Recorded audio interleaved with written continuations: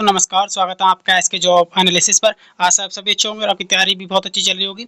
बात करेंगे police constable के री एग्जाम अपडेट के बारे में, क्योंकि री एग्जाम से कुछ अपडेट निकल के आ रही है और री एग्जाम के बारे में कुछ नई परीक्षा तिथि के बारे में बात करेंगे। और नई नीति लागू हुई है, गवर्नमेंट ने जो नई नीति लागू करी है, जितने भी जैसे आर का री एग्जाम होना है, पुलिस का री एग्जाम होना है, तो उन सभी के लिए नई परीक्षा नीति लागू की है। तो उसके लिए क्या नियम बनाए गए हैं उसके बारे में बात करेंगे। और जो यूपी पुलिस कांस्टेबल की जो एजेंसी थी एग्जाम कराने वाली, तो उसकी जो एजेंसी है उसको भी ब्लैक लिस्ट कर दिया गया है उत्तर प्रदेश पुलिस भर्ती प्रोन्नति बोर्ड द्वारा। तो वो एजेंसी है अब भविष्य में कोई भी एग्जाम उत्तर प्रदेश में नहीं करा पाएगी। इसके लिए अब उत्तर प्रदेश पुलिस भर्ती प्रोन्नति बोर्ड अब नया टेंडर जारी करेगा और उसके बाद नई कंपनी का जो चयन होगा वो पूर्ण करेगा और उसके बाद ही आपका एग्जाम हो पाएगा। उससे पहले तो आपका एग्जाम नहीं हो पाएगा। तो सारी चीज़ों के बारे में बात करेंगे। वीडियो में बढ़ने से पहले आप चैनल को सब्सक्राइब कर दीजिए और वीडियो को लाइक शेयर कर दीजिए। तो चलिए बढ़ते हैं आगे और देखते हैं क्या अपडेट है।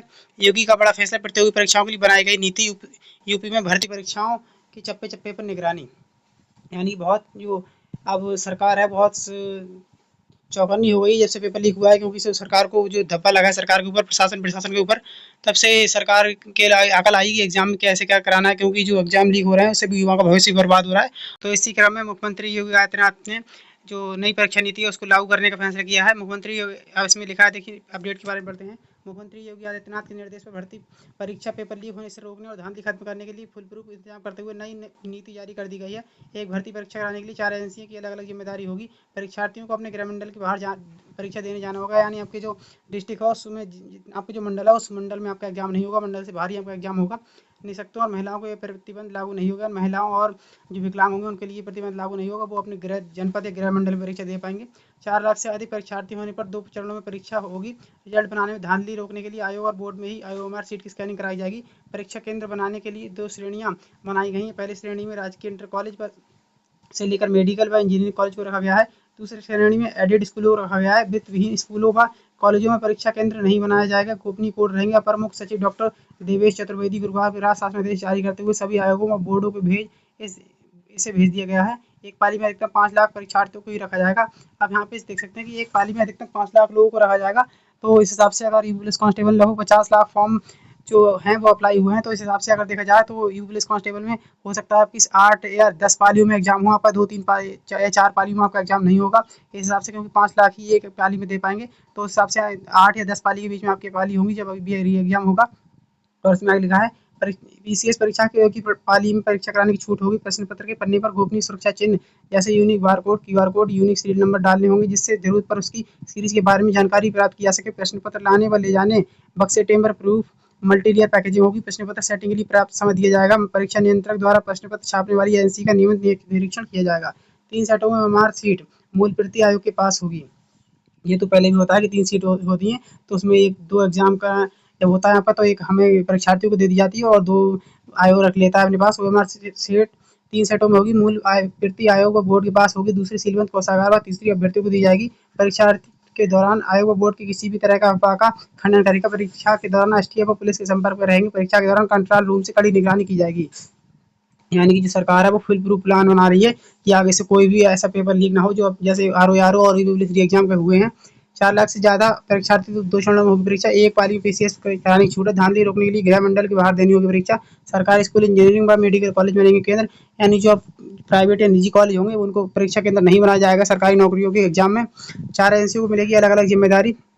एजेंसी ए का काम प्रश्न पत्र तैयार करना, छपवाना, सभी जिलों में कोषागार में पहुंचाना। एजेंसी बी का काम परीक्षा कराना, इसमें प्रश्न पत्र को कोषागार से परीक्षा केंद्र तक पहुंचाना। परीक्षा केंद्र की सभी व्यवस्था परीक्षा के बाद OMR सीट को आयोग व बोर्ड तक पहुंचाना होगा। एजेंसी सी का काम परीक्षा केंद्र पर सुरक्षा व्यवस्था, इसमें security, frisking, biometric capture, CCTV control room की व्यवस्था करना होगा। एजेंसी डी का काम OMR सीट की स्कैनिंग आयोग व बोर्ड के परिसर में ही कराकर परीक्षा का स्कोर चयन संस्था का उपलब्ध कराना होगा।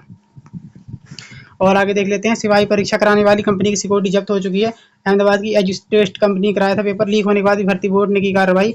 TCS के मना करने के बाद भर्ती बोर्ड की समिति ने किया था कार्यदायी संस्था का चयन। सिपाही भर्ती परीक्षा का पेपर लीक होने के बाद जांच के दायरे में आई अहमदाबाद की एजुटेस्ट कंपनी सिक्योरिटी मनी को जब्त कर लिया गया है। यानी जो सिक्योरिटी मनी करी थी अब उस कंपनी को जब्त कर लिया पुलिस भर्ती बोर्ड ने।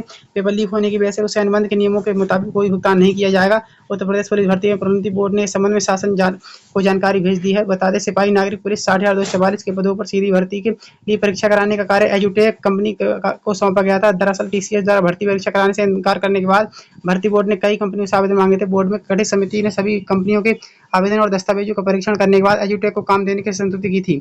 हालांकि पेपर लीक गिरोह ने इस परीक्षा में भी सेंध लगा दी और अहमदाबाद स्थित टीसीआई ट्रांसपोर्ट कंपनी के वेयरहाउस पेपर चोरी कर लिया था। पेपर लीक होने की सूचना मिलने पर मुख्यमंत्री योगी आदित्यनाथ ने परीक्षा का निरस्त करने की घोषणा करते हुए 6 माह में दोबारा परीक्षा कराने का आदेश दिया था। साथ ही एसटीएफ को पूरे प्रकरण की जांच के जिम्मा सौंपा था। इस मामले में एसटीएफ और जिले के पुलिस ने करीब 350 लोग गिरफ्तार किया था। 5 जांच सामने आए कि पेपर लीक होने के तार 4 राज्यों से जुड़े थे। इस गिरोह ने आरओआर समेत कई परीक्षाओं के पेपर लीक कराए थे। यानी कि जो गिरोह था वो बहुत बड़ा था और इस कंपनी की सिक्योरिटी भी जब्त हो गई है। जिसका मालिक है वो विदेश भाग गया है, वो भी एसटीएफ को सहयोग नहीं कर रहा है जांच में, जबकि उसके लिए कई बार समन भेजा जा चुका है। और तीसरी खबर इसमें सिपाही भर्ती परीक्षा कराने वाली एजुटेस्ट कंपनी हुई ब्लैकलिस्ट। या तो मैंने बता दिया कि जो कंपनी है वो ब्लैकलिस्ट हो गई है।